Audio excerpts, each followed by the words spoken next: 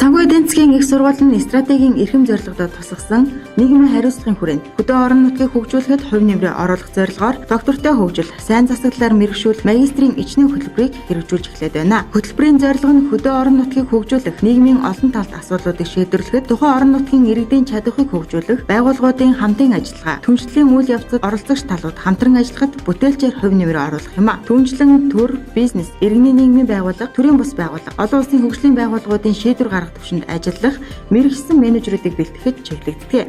Одоо манай хамт олон Сэлэнг, Дархан, Арангай, Завхан аймагуудад 2018 оны 11-р сард хөтөлбөрөө нээхээр төлөвлөж байна. Цаг наргүй ажлаас шалтгаалan суралцах цаг завгүй байгаа иргэд та бүхэндээ зориулан сургалтын хөтөлбөрөө нээж байна. Та бүхэнд амжилт хүсье.